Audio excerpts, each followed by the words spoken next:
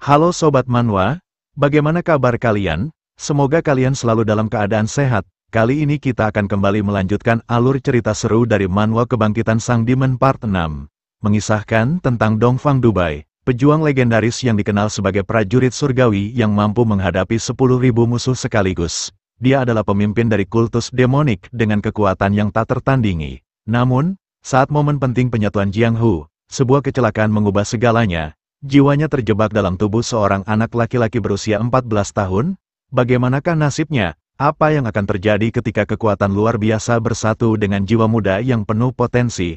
Nah, bagi kalian yang belum menonton part sebelumnya, silahkan cek playlist yang telah Mimin buat. Kalau sudah, langsung saja kita lanjut ke part 6.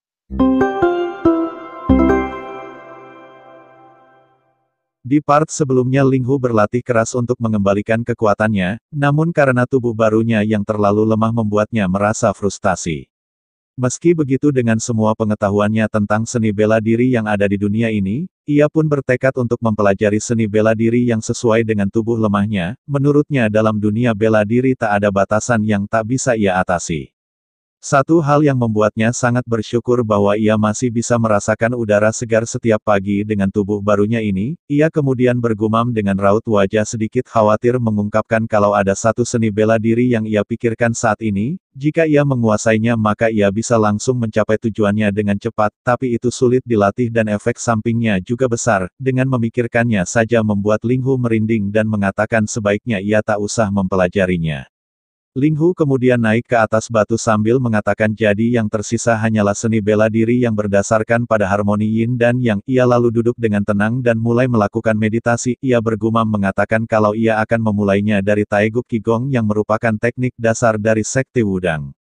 Tak lama aura biru keunguan mulai meluap keluar menyelimuti tubuh Linghu. Sebuah lingkaran terlihat tepat berada di dantiannya. Sambil melakukannya ia bergumam mengatakan kalau ia harus mengumpulkan 70% energi positif dan 30% energi negatif. Setelah itu ia harus memadatkan kedua energi tersebut. Perlahan-lahan aura berwarna merah dan biru mulai saling menyatu di dantian Linghu. Namun lama-kelamaan aura merah yang menyerupai api itu semakin mendominasi dan menjadi tidak seimbang. Melihatnya Linghu menjadi panik bergumam mengatakan kalau ini adalah gejala awal dari kondisi penyimpangan Qi. Energi biru yang merupakan energi yin yang ada di dantian telah lenyap oleh energi yang besar dan kuat. Linghu yang tak mau menyerah mencoba menekan kedua energi tersebut agar stabil. Ia mengatakan kalau ia harus membuat yin dan yang selaras. Ia mengungkapkan kalau ia tidak bisa mengikuti mentah-mentah metode sekte Wudang. Oleh sebab itu ia pun akhirnya menambahkan metodenya sendiri untuk menekan dan menstabilkan kedua energi tersebut agar bisa saling menyatu. Setelah beberapa saat Linghu akhirnya berhasil menyatukan kedua energi tersebut di dalam dantiannya. Ia merasa senang dengan keberhasilannya itu. Namun ia merasa sekali saja sepertinya belum cukup, karena panasnya belum sepenuhnya hilang. Tak punya pilihan lain, Linghu kembali melanjutkan kultivasinya sampai ia benar-benar telah merasa energinya stabil. Ia merasa enggan melakukannya, namun saat ini hanya inilah pilihan satu-satunya untuk membantunya segera bertambah kuat. Dan setelah 5 minggu melakukannya, Linghu akhirnya berhasil mendapatkan hasil yang cukup memuaskannya. Aura biru yang memancar terang menyelimuti tubuhnya meluap di sekitar layaknya sinar rembulan.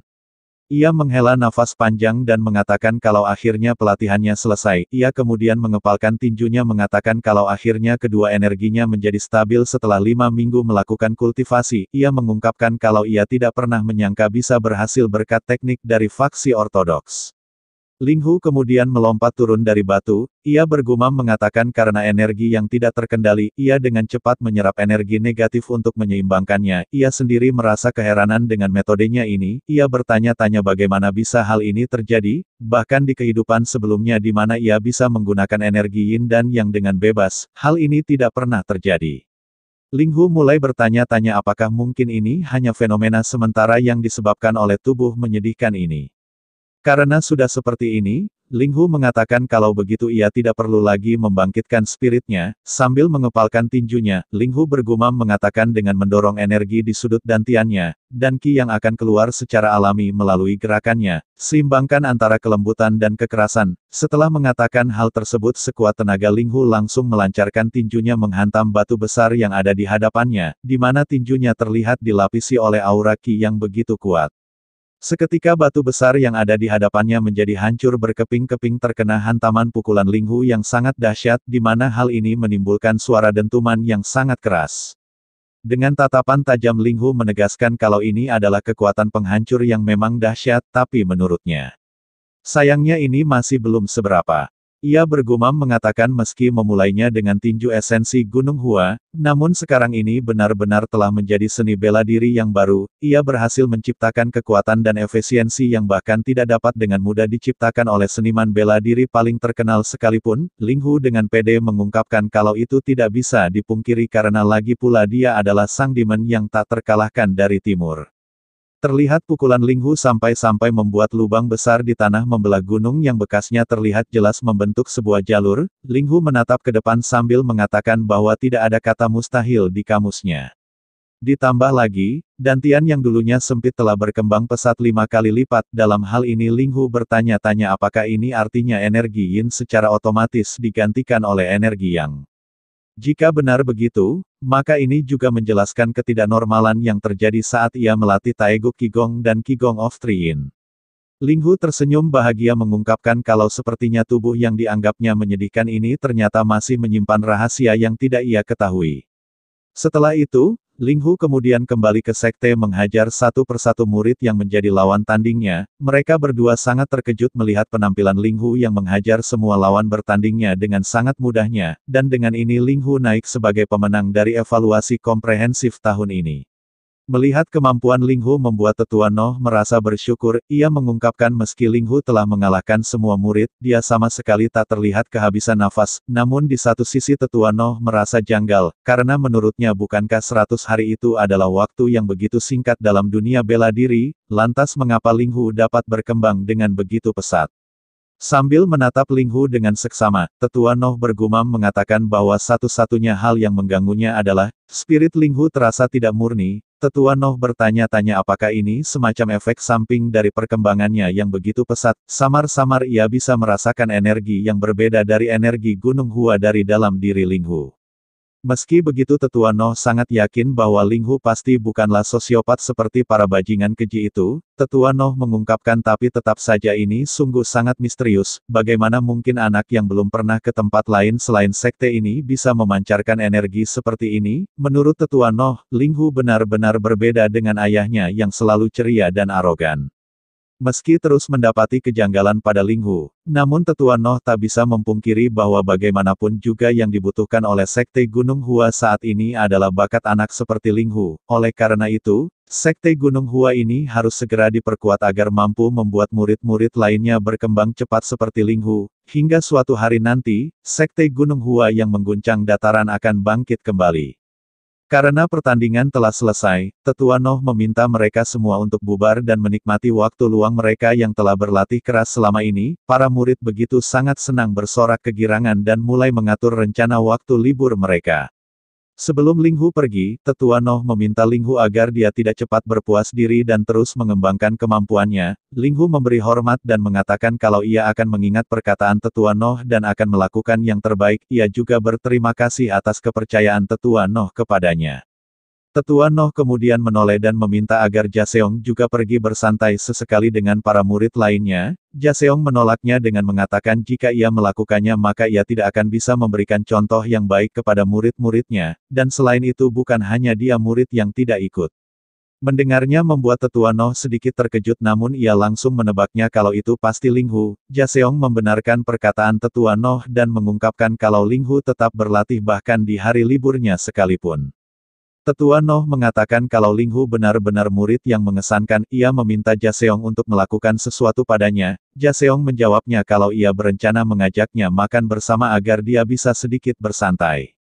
Mendengarnya Tetua Noh mengatakan kalau sepertinya itu adalah ide yang bagus. Ia mengungkapkan bahwa kebetulan ia juga ada beberapa misi yang harus ia selesaikan di luar sekte, dan ia berpikir akan membeli beberapa hadiah selama di perjalanannya.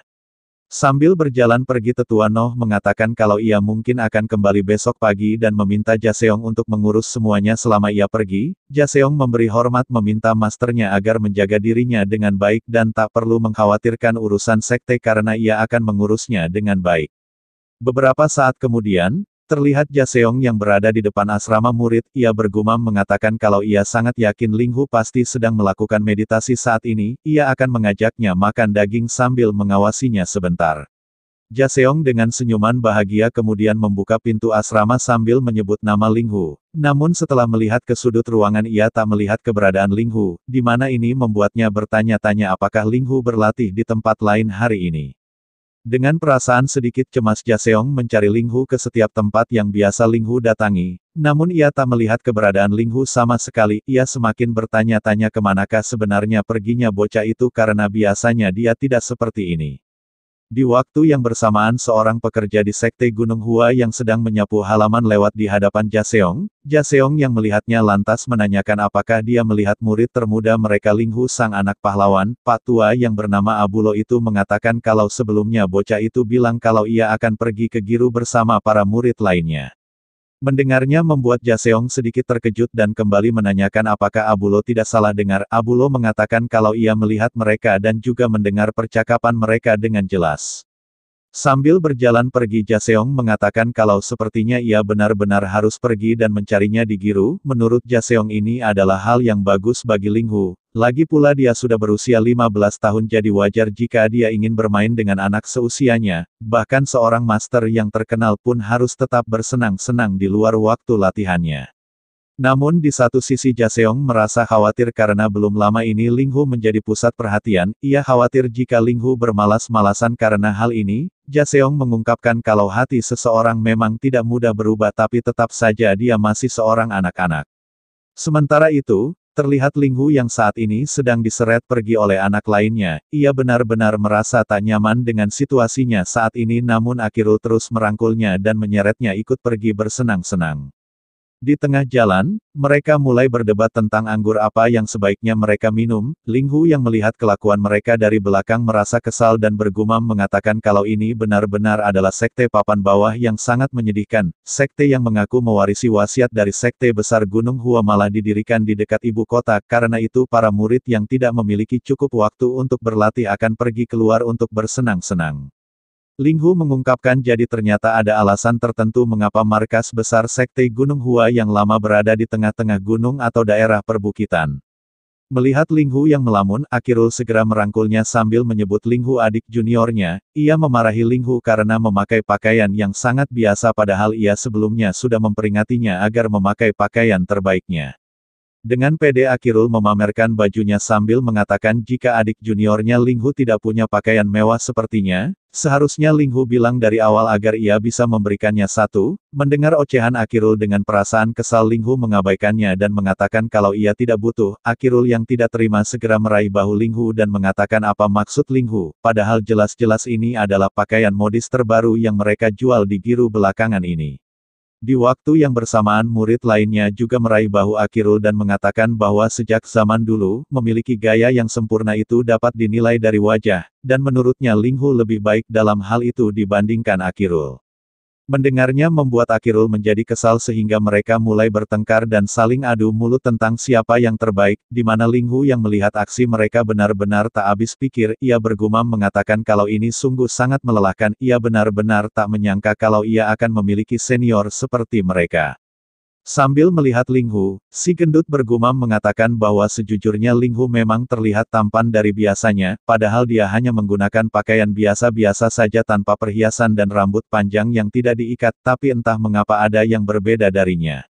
Si gendut mulai bertanya-tanya apakah mungkin karena Ling Hu terlihat mirip dengan orang tuanya yang merupakan pria dan wanita yang paling menawan yang ada di Murim. Akirul kemudian mengungkapkan bukankah Ling Hu sudah lama tidak pergi ke kota, kalau tidak salah sudah lebih dari setengah tahun. Mendengarnya membuat Ling Hu menjadi penasaran dan menanyakan apakah ia memang pernah pergi ke kota sebelumnya. Seniornya yang lain kita sebut saja Taeho begitu antusias mengatakan mengapa Ling Hu pura-pura lupa, bukankah waktu itu karena Ling Hu ditolak oleh Hyewon. Mendengarnya seketika ingatan tentang Hyewon masuk ke dalam pikiran Ling Hu, raut wajahnya seketika berubah menjadi panik dan bergumam mengatakan mengapa ia harus melakukan hal memalukan seperti itu. Ling Hu mengungkapkan kalau Hyewon adalah wanita jalang dari Huanzu dan semua ini karena surat cinta itu. Dengan perasaan gugup Ling Hu meyakinkan dirinya kalau itu bukanlah perbuatannya melainkan bocah pemilik tubuh ini. Ia menegaskan kepada dirinya kalau ini adalah masalah serius yang terkait dengan reputasinya sebagai penguasa tertinggi dalam dunia bela diri, maka dari itu ia harus membuat batas yang jelas di antara keduanya.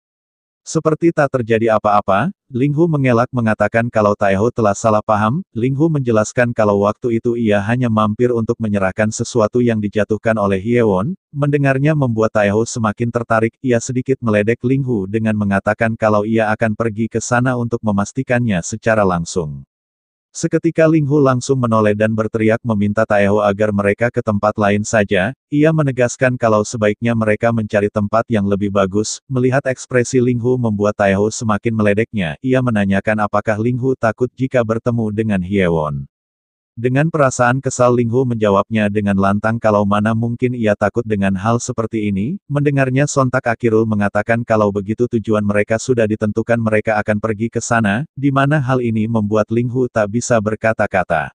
Setelah beberapa saat kemudian mereka akhirnya sampai di kota Giru. Mereka melihat pemandangan dari atas sangatlah indah. Ling Hu bergumam mengatakan kalau ia tak menyangka Giru yang dulunya merupakan desa nelayan di tepi danau besar, sekarang sudah menjadi sebesar ini. Ling Hu bertanya-tanya apakah mungkin hal ini bisa terjadi karena ini dekat dengan ibu kota.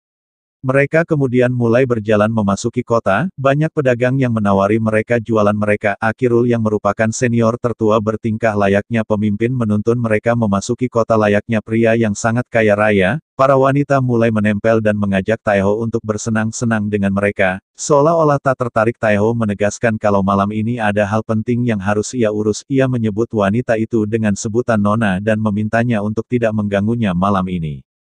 Ling Hu yang melihat kelakuan mereka benar-benar merasa sangat kesal. Ia bergumam mengatakan bisa-bisanya mereka bersikap berwibawa hanya dalam situasi semacam ini. Ling Hu mengatakan akan memberi mereka pelajaran jika nanti mereka berlatih bersama. Tak lama kemudian mereka akhirnya sampai di tempat Hyewon berada. Yang lainnya begitu antusias namun Ling Hu sendiri merasa tak menyangka kalau mereka akan ke tempat ini. Akirul menjelaskan kalau tempat ini adalah tempat di mana mereka akan menikmati masa muda mereka. Tempat ini disebut sebagai Paviliun Huanzu. Akirul menjelaskan kalau tempat ini adalah paviliun megah yang sesungguhnya. Dari luar memang tampak tenang dan sederhana, tapi di dalamnya bangunan ini penuh dengan pesona alam surgawi. Dengan cepat Akirul membuka pintu tempat itu sambil mempersilahkan mereka semua masuk. Di dalam Akirul dengan penuh antusias mengatakan kalau inilah surga yang sesungguhnya, di mana mereka semua hanya terdiam dan tak mengatakan apapun. Tak lama seseorang berbadan besar datang menyambut kedatangan mereka yang membuat Akirul terkejut. Orang itu merasa bersyukur dan berterima kasih karena mereka semua telah mengunjungi paviliun mereka. Ia memperkenalkan dirinya bernama Guang Oh yang merupakan pemandu baru di tempat ini. Ia meninggikan suaranya menyebut mereka bapak-bapak dan menanyakan apakah ada wanita penghibur tertentu yang ingin mereka cari. Dengan perasaan gugup melihat tubuh besar Guang Oh, Akirul menjawabnya kalau mereka ingin bertemu dengan Nona Hyewon, karena permainan sitarnya sangat lembut dan menawan.